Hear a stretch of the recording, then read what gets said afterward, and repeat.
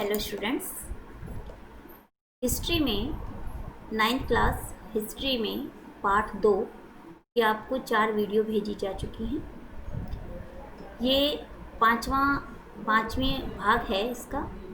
तो इसमें बच्चों हमारे ये 2 पॉइंट पीछे रह गए थे जो हम इस वीडियो में आपको बताएंगे। इसके बाद आगे का जो हमारा जो हमने 4 भाग में करा दिया है चौथी वीडियो में, उससे आगे फिर वो कराएंगे। ठीक है, अभी ये 2 पॉइंट आपको पिछले छूटे हुए वो कराएंगे। एक तो अक्टूबर के बाद क्या बदला और दूसरा है गृह युद्ध।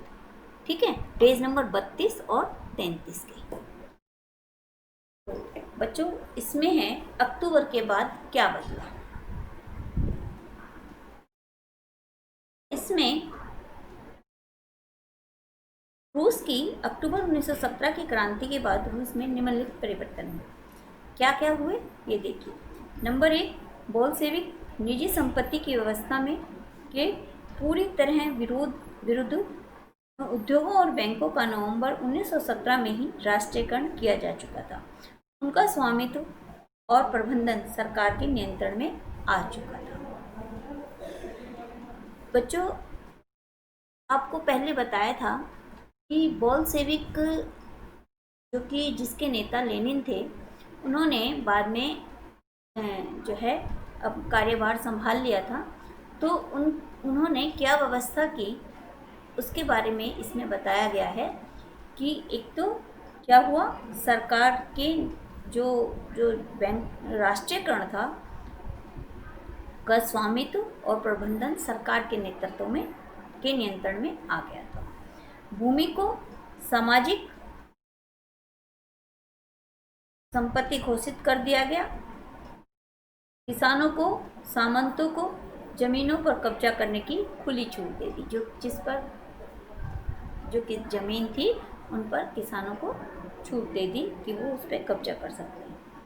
शहरों में बोल्शेविकों ने मकान मालिकों के लिए पर्याप्त हिस्सा छोड़कर बड़े मकानों के छोटे हिस्से कर दिए ताकि बेघर या ज़रूरतमंद लोग हैं उनको भी रहने के लिए जगह मिल सके। ये देखिए बच्चों, बहुत ही अच्छी बात इसमें है कि जिन लोगों के पास बड़े बड़े घर थे तो उनके छोटे हिस्से कर दिए ताकि सभी लोगों को रहने के लिए मकान मिल सके। अभिजात्य वर्ग द्वारा पुरानी पदवियों के प्रयोग पर रोक लगा। परिवर्तन को स्पष्ट रूप से सामने लाने के लिए सेना और सरकारी अफसरों की वर्दियां बदल दी गई। इसके लिए 1918 में एक परिधान प्रतियोगिता आयोजित की गई जिसमें सोवियत टोपी का चुनाव किया गया। ये बेटा ये अक्सर छोटे क्वेश्चंस में आ जाता है कि सोवियत टोपी कौन सी थी। ठीक है ना, इसकी प्रतियोगिता कौन से सन में हुई? 1918 में। इसका नाम या सोवियत टोपी का नाम भी पूछ सकते हैं। इसमें कई तरह से इसके क्वेश्चन बन सकते हैं। बोल्शेविक पार्टी का नाम बदलकर रूसी कम्युनिस्ट पार्टी रखा गया।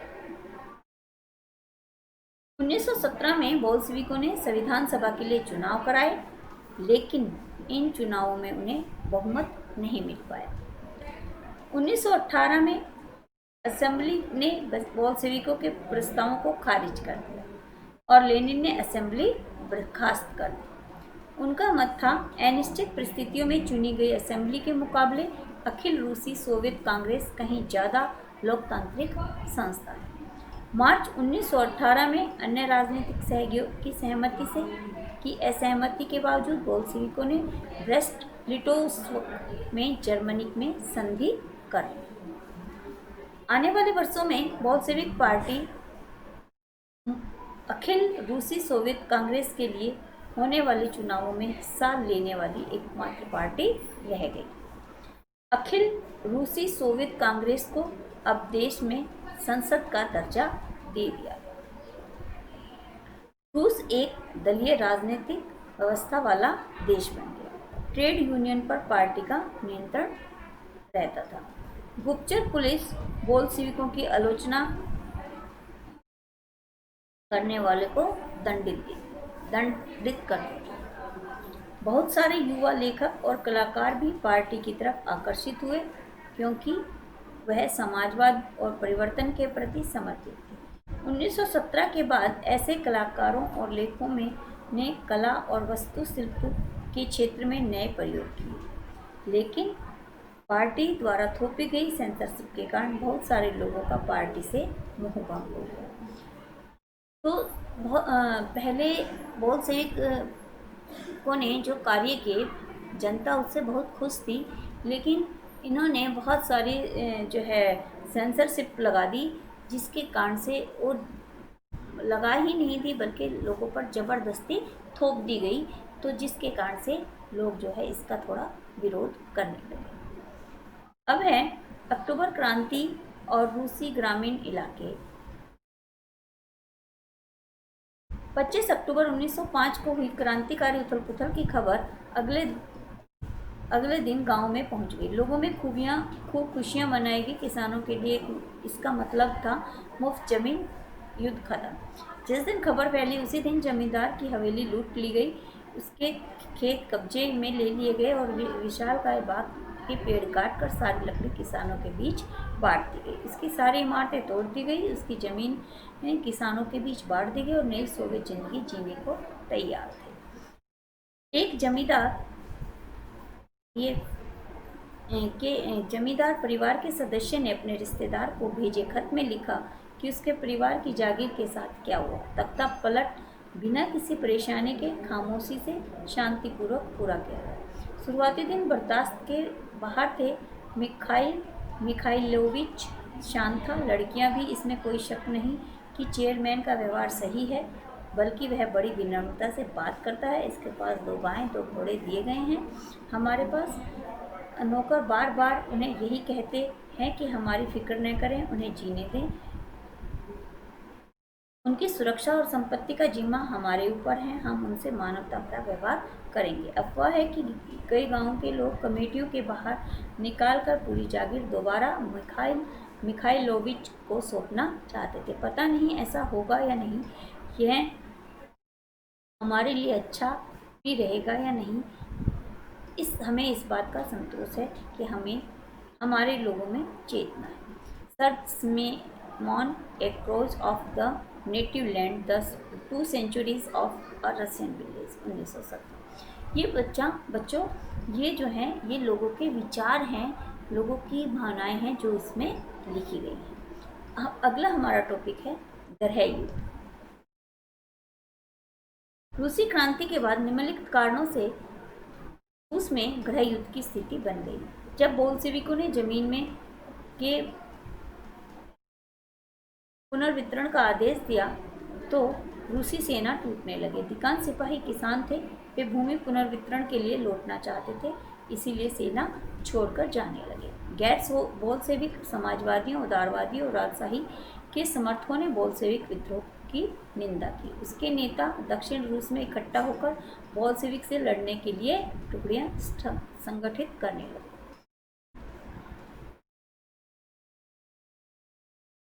1918-19 में रूसी साम्राज्य के ज़्यादातर हिस्सों में सामाजिक क्रांतिकारियों और जार समर्थकों का ही नियंत्रण रहा। उन्हें फ्रांसीसी, अमेरिकी, ब्रिटिश और जापानी टुकड़ियों का भी समर्थन मिल रहा था। ये सभी शक्तियां रूस में समाजवाद को फलते फूलते नहीं देखना चाहती थी। इन टुकड़ियों और बोल्शेविकों के बीच चले गृह युद्ध के दौरान लूटमार, डकैती और भुखमरी जैसी बड़ी समस्याएं बड़े पैमाने पर फैल गई। बच्चों, जब बोल्शेविकों का अधिकार हो गया तो जो है बोल्शेविकों ने जमीन पर के पुनर्वितरण का आदेश दिया। तो इससे क्या हुआ कि रूसी सेना में अधिकतर किसान थे, या जो सिपाही थे वो किसान थे। अब जब उनकी ज़मीन को वो पुनर्वितरण शुरू हुआ तो वो अपने घर लौटना चाहते थे और वो सेना को छोड़कर अपने घर को लौटने लगे। साथ ही क्या हुआ कि जो उदारवादी थे और समाजवादी, राजशाही के समर्थक थे वो बोल्शेविकों की सरकार को का विरोध करने लगे। तो और इस तरह से उनमें जो है एक विद्रोह की भावना पनपने लगी। व्हाइट्स में जो निजी संपत्ति के हिमायती थे, उन्होंने जमीन पर कब्जा करने वाले किसानों के खिलाफ काफी सख्त रवैया अपनाया। उनकी इन हरकतों के कारण तो बोल्शेविकों इन हरकतों के कारण तो गैर बोल्शेविकों के प्रति जन समर्थन और भी तेजी से घटने लगा। जमीन पर जो कब्जा करने वाले किसानों के खिलाफ उन्होंने जो है काफी सख्त एक्शन लिया, काफी सख्त रवैया किया। तो उससे क्या हुआ, जो गैर बोल्शेविक थे वो जो है विरोधी हो गए। जनवरी 1920 तक भूतपूर्व रूसी साम्राज्य के ज़्यादातर हिस्सों पर बोल्शेविकों का नियंत्रण कायम हो चुका था। उन्हें गैर रूसी राष्ट्रवादियों और मुस्लिम जदीदियों की मदद से कामयाबी मिली थी। तो 1920 में बहुत सारे एरिया पर बोल्शेविकों का अधिकार हो गया था। जहां रूसी उपनिवेशवादी ही बोल्शेविक विचारधारा के अनुयायी बन गए थे, वहां यह मदद काम नहीं आ सकी। मध्य एशिया स्थित खीवक ने बोल्शेविक निवेशकों ने समाजवाद की रक्षा के नाम पर स्थानीय राष्ट्रवादियों का बड़े पैमाने पर कत्लेआम किया। ऐसे हालात में बहुत सारे लोगों को यह समझ में नहीं आ रहा था कि बोल्शेविक सरकार चाहती क्या है। आंशिक रूप से इस समस्या से निपटने के लिए ज़्यादातर गैर रूसी राष्ट्र नेताओं को सोवियत संघ दिसंबर 1922 में रूसी साम्राज्य में से बोल्शेविकों द्वारा स्थापित किया गया। राज्य के अंतर्गत राजनीतिक स्वायत्तता दे दी गई, क्योंकि बोल्शेविकों ने स्थानीय सरकारों पर कई अलोकप्रिय और सख्त नीतियां अपनाई।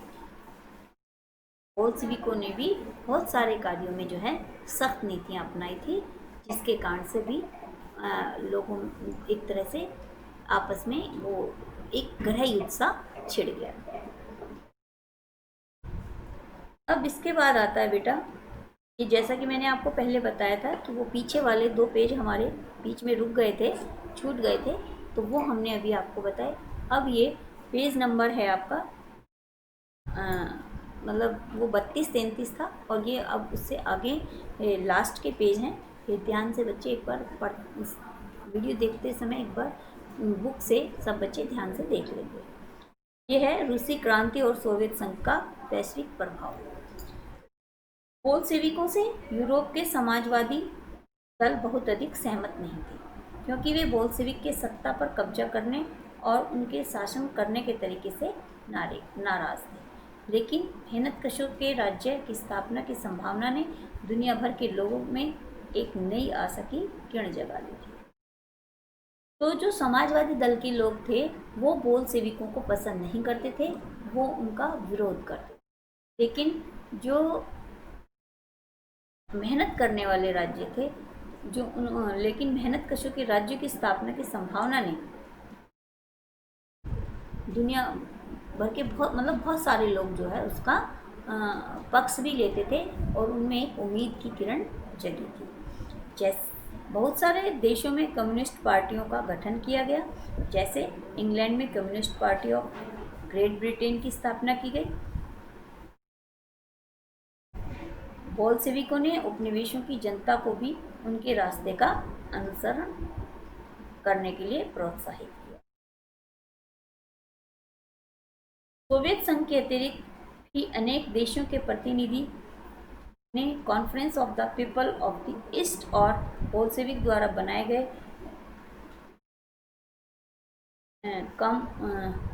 कॉमिंटर्न यानी बोल्शेविक समर्थक समाजवादी पार्टियों का अंतर्राष्ट्रीय महासंघ, ये इसका नाम है, समझ आ गई, में भाग लिया।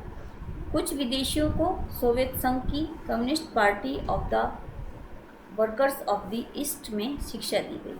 जब दूसरा विश्व युद्ध शुरू हुआ तब एक सोवियत संघ के कारण समाजवाद को एक वैश्विक पहचान और हैसियत मिल चुकी थी। लेकिन 50 के दशक तक देश के भीतर भी लोग यह समझने लगे थे कि सोवियत संघ की शासन शैली रूसी क्रांति के आदर्शों के अनुरूप नहीं है। विश्व समाजवादी आंदोलन में भी इस बात को मान लिया गया था कि सोवियत संघ में सब कुछ ठीक ठाक नहीं चल रहा है। एक पिछड़ा हुआ देश महाशक्ति बन चुका था, उसके उद्योग और खेती विकसित हो चुके थे और गरीबों को भोजन मिल रहा था। मतलब अब कोई दिक्कत नहीं थी। वो जो पिछड़ा हुआ देश था वो क्या बन गया, महाशक्तिशाली। समझ आ गई। उसमें उद्योग धंधे विकसित हो गए, कृषि कार्य भी विकसित हो गया, लोगों को अच्छी प्रकार से भोजन, वस्त्र और मकान रहने को मिलने लगा, तो काफ़ी समस्याएं लोगों की हल हो गई थी।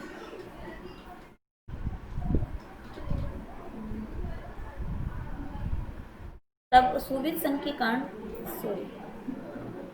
जब दूसरा विश्व युद्ध शुरू हुआ तब तक सोवियत संघ के कारण समाजवाद को एक वैश्विक पहचान और हैसियत मिल चुकी थी, लेकिन 50 के दशक तक देश के भीतर भी लोग यह समझने लगे थे कि सोवियत संघ की शासन शैली रूसी क्रांति के आदर्शों के अनुरूप नहीं है। विश्व समाजवादी आंदोलन में भी यह बात मान लिया गया था कि सोवियत संघ में सब कुछ ठीक ठाक नहीं चल रहा है। एक पिछड़ा हुआ देश महाशक्ति बन चुका था, उसके उद्योग और खेती विकसित हो चुके थे, गरीबों को भोजन मिल रहा था, लेकिन वहाँ के नागरिकों को कई तरह की आवश्यक स्वतंत्रताएं नहीं दी जा रही थी और विकास परियोजनाओं को दमनकारी नीतियों के बल पर लागू किया गया था। 20वीं शताब्दी के अंत तक समाजवादी देश के रूप में अंतर्राष्ट्रीय स्तर पर सोवियत संघ की प्रतिष्ठा काफ़ी कम रह गई थी। यद्यपि वहाँ के लोग अभी भी समाजवाद के आदर्शों के सम्मान करते थे, लेकिन सभी देशों में समाजवाद के बारे में विविध प्रकार के से व्यापक पुनर्विचार किया गया था। मतलब समाजवाद का लोग विरोध करने लगे थे। फिर है सोवियत संघ का विघटन। स्टालिन का सर्वाधिकारवाद मार्च 1953 तक बना रहा और इसी वर्ष उनकी मृत्यु हुई। किसकी? स्टालिन की। इसके क्योंकि हमने आपको बताया था कि लेनिन की मृत्यु के बाद स्टालिन ने जो है कार्यभार संभाला था। इसके बाद निकिता ख्रुश्चेव ने 1964 तक सत्ता में बने रहे। उन्होंने स्टालिनीकरण की नीति को त्याग कर उदारवादी नीति बनाई। उनके उत्तराधिकारी लियोनिड ब्रेजनेव ने पुनः स्टालिन की नीतियों का अनुसरण किया। उनकी प्रतिक्रिया होनी आरंभ हो गई। सन 1985 में मिखाइल गोर्बाचेव पार्टी के महासचिव चुने गए। तो ये बच्चों उसके बाद क्या हुआ, ये मतलब जो स्टालिन की मृत्यु के बाद निकिता ख्रुश्चेव जी 1966 तक सत्ता में रहे और उसके बाद जो है सन 1985 में मिखाइल गोर्बाचेव पार्टी के महासचिव चुने। ठीक है, ये मुख्य डेट हैं जो आपको याद रखना है। ख्रुश्चेव के समान वे भी उदारवादी थे। उन्होंने ग्लासनोस्ट और पेरेस्ट्रोइका की नीतियां अपनाई। उनकी इन नीतियों ने सोवियत संघ के लिए अनेक समस्याएं उत्पन्न कर दी। सोवियत संघ में सत्ता संघर्ष आरंभ हो गया, गणराज्यों में स्वतंत्रता संग्राम आरंभ हो गया, वे एक एक करके स्वतंत्र होने लगे। गोर्बाचेव की पार्टी के महासचिव के पद से हटाकर बोरिस येल्त्सिन ने सत्ता पर अधिकार कर लिया और रूस की स्वतंत्रता की घोषणा कर दी। दिसंबर 1991 में सोवियत संघ का विघटन हो गया। ठीक है, 1991 में सोवियत संघ का विघटन हो गया। रूसी क्रांति से प्रेरित होने वाले बहुत सारे भारतीय थे। उनमें से कई ने कम्युनिस्ट विश्वविद्यालय में शिक्षा प्राप्त की। 1920 के दशक में भारत में भी कम्युनिस्ट पार्टी का गठन हुआ। इस पार्टी के सदस्य सोवियत कम्युनिस्ट पार्टी के संपर्क में रहते थे। कई महत्वपूर्ण राजनीतिक और सांस्कृतिक व्यक्तियों ने सोवियत प्रयोग में दिलचस्पी ली और वहां का दौरा किया। रूस जाने वाले भारतीयों में जवाहरलाल नेहरू और रविंद्रनाथ टैगोर थे, जिन्होंने सोवियत समाजवाद के बारे में लिखा था। भारतीय लेखन में सोवियत रूस की अलग अलग छवियां दिखाई देती थी। हिंदी R.S. अवस्थी 1920 में Russian revolution, Lenin, his life and his thoughts and और द रेड रेवोल्यूशन नामक किताबें लिखी गई। इसके ये बच्चों हिंदी में लिखी गई रूस के जीवन के ऊपर, मतलब रूस में जो क्रांति हुई, जो वहाँ जो कुछ भी हुआ उसके ऊपर ये जो है किताबें लिखी। इसके अलावा S.T. विद्यालंकार ने द रिबर्थ ऑफ रसिया तथा the Soviet state of Russia नामक पुस्तकें लिखी। इन विषयों पर बंगाली, मराठी, मलयालम, तमिल और तेलुगु में भी बहुत सारा कुछ लिखा। तो रविंद्रनाथ टैगोर और जवाहरलाल नेहरू रसिया में गए थे और उन्होंने भी जो है वहाँ पर अलग अलग उनके बारे में अपने विचार लिखे, रूस के बारे में, वहाँ के समाजवाद के बारे में। इसके अलावा ये और कई सारी किताबें अनेक भाषाओं में भी छापी गई। सोवियत रूस में एक भारतीय 1920। अपनी ज़िंदगी में पहली बार हम लोग यूरोपियों को एशियाइयों के साथ मुक्त भाव से मिलते बतियाते देख रहे थे। जब हमने रसियों को देश के बाकी लोगों के साथ सहज भाव से घुलते मिलते देखा तो हमें यकीन हो गया कि हम सच्ची समानता की दुनिया में आ पहुँचे। हमें स्वतंत्रता सही मायनों में साकार होती दिखाई दे रही थी। प्रतिक्रांतिकारियों और समाजवादियों की हरकतों में पैदा हुई गरीबी के बावजूद लोग पहले से ज़्यादा खुश और संतुष्ट दिखाई। क्रांति ने उनमें आत्मविश्वास और दृढ़ता भर दी है। 50 अलग अलग राष्ट्रीयताओं के बीच के लोगों के बीच मानवता की असली भाईचारा यही साकार होने वाला है। जाति या धर्म की कोई सीमा उन्हें एक दूसरे के साथ घुलने मिलने से नहीं रोक रही थी। हर जीव को एक कुशल वक्ता बना दिया गया था। आप वहाँ मजदूर, किसान, सिपाही सभी के को पेशेवर वक्ता की तरह बहस करते देख सकते थे। तो जो रूस में क्रांति हुई और कुछ भारतीय लोग जो रूस में गए, उन्होंने देखा कि वहाँ पर क्रांति के बाद कितना बदलाव आ गया है। उस समय इंडिया में भी जो है अंग्रेजों का शासन था, तो वो भी उस समय संघर्ष कर रहे थे आज़ादी के लिए। तो उन्हें पता लगा कि किस तरह से आज़ादी मिलने के बाद वो जो है आपस में एक दूसरे से बिना किसी जात पात भेदभाव के आपस में किस तरह से बात करते हैं, और साथ ही साथ सब एक अच्छे वक्ता भी दिखाई देते हैं। रूस में रविंद्रनाथ टैगोर 1930 में गए थे। कौन से सन में गए थे? 1930 में। मॉस्को बाकी यूरोपीय राजधानियों के मुकाबले कम साफ सुथरा दिखाई देता है। सड़क पर भागम भाग के में लगा कोई व्यक्ति बहुत स्मार्ट नहीं लगता। सारी जगह मजदूरों की है। आम जनता रईसों के साए में बहुत किसी तरह दबती दिखाई नहीं देती। जो लोग सदियों से नेपथ्य में छुपे हुए थे, आज सामने आ खड़े हुए। मैं अपने देश के किसानों और मजदूरों के बारे में सोचने लगा। आज मेरे सामने जो कुछ था उसे देखकर लगता था कि यह अरेबियन नाइट्स के किसी जिन की करामात है। महज एक दशक पहले ये भी हमारे लोगों जितने ही अनपढ़ और लाचार और भूखे थे। ये देखकर मेरे जैसे अभागे हिंदुस्तानी से ज़्यादा अचंभा और भला किसको होगा कि लोगों में इतने थोड़े सालों में अज्ञानता और बेसहारापन के पहाड़ को उतार फेंका है। जब रविंद्रनाथ टैगोर रूस में गए तो उन्होंने जो परिवर्तन देखा, तो उसके विषय में उन्होंने अपने विचार व्यक्त किए कि किस तरह से इतने कम समय में आज़ादी के बाद यहाँ पर लोगों के विचारों में बदलाव आया है और कितना बदलाव यहाँ पर हमें देखने मिल रहा है। फिर है विरासत। व्लादिमीर इलिच लेनिन या लेनिन कार्ल मार्क्स के अनुयायी तथा एक महान क्रांतिकारी रूसी नेता थे। उनका जन्म 1870 रूस के कजान प्रांत। ये लेनिन के जीवन के बारे में कजान प्रांत के सिएविस नगर में हुआ था। उनका वास्तविक नाम व्लादिमीर इलिच उल्यानेव था। मैट्रिक पास के बाद वह साम्यवादी क्रांतिकारी दल के नेता बने। 1885 में उन्हें बंदी बनाकर साइबेरियन निर्वासित कर दिया गया।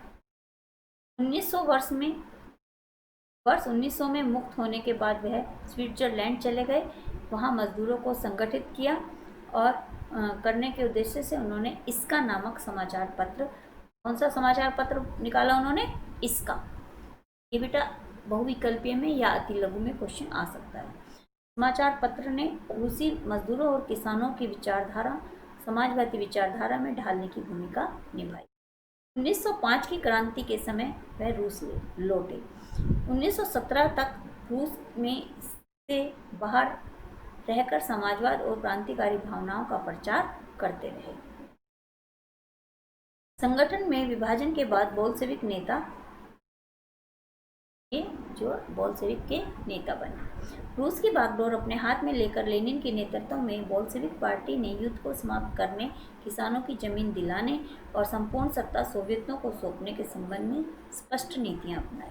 सबसे पहले रूस ने अपने आप को प्रथम विश्व युद्ध से बिल्कुल अलग कर लिया, चाहे इसके लिए उन्हें भारी कीमत ही क्यों नहीं चुकानी, क्योंकि इससे पहले रूस जो है कि विश्व युद्ध में था, मतलब विश्व युद्ध में लगा हुआ था, जिससे कि काफ़ी आर्थिक हानि हो रही थी। तो सबसे पहले उन्होंने क्या किया, अपने आप को विश्व युद्ध से अलग कर लिया। हालांकि उसके बाद भी जब अचानक एकदम अलग हो गए तो उससे भी उन्हें काफ़ी हानि हुई। सबसे पहले बिल्कुल इसके लिए उन्हें भारी कीमत क्यों नहीं चुकानी पड़ी। इसके पश्चात जो जो उपनिवेश रूस के अधीन थे उन सब उपनिवेशों को स्वतंत्र कर दिया गया। तदुपरांत लेनिन महोदय ने अनेक घोषणाएं की, जिसमें रूस में समाजवाद के सूत्रपात हुआ। लेनिन की घोषणाएं क्या क्या थी? ये उत्पादन के संपूर्ण साधन सरकार के हाथ में है। जमीन के मालिक सरकार हैं, जमींदार नहीं।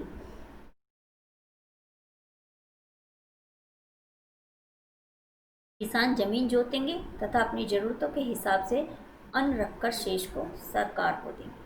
ऐसा नहीं है स्टोर करेंगे, अपनी जरूरत का रखें, बाकी सरकार को दे दें। सरकार ही किसानों व मजदूरों को वेतन देगी। चर्च की संपत्ति पर सरकार का ही अधिकार होगा। जनता ऋण से मुक्त कर दी गई। किसी संपत्ति, कारखाने या भूमि के बदले कोई मुआवजा नहीं दिया जाएगा। तो इन सभी घोषणाओं का परिणाम यह हुआ कि रूस में न केवल शांति स्थापित हुई, अपितु एक नवीन समाज का उदय हुआ। यह सब कुछ लेनिन की वजह से हो सका, अतः रूस की क्रांति भी लेनिन के नाम से जुड़ी। तो रूस की क्रांति में लेनिन का एक बहुत ही महत्वपूर्ण हाथ। तो बच्चों, आज हमारा ये पाठ समाप्त हो गया है। इससे अगली वीडियो में हम अगले पीरियड में हम आपको इसके लेसन के नोट्स भेज देंगे।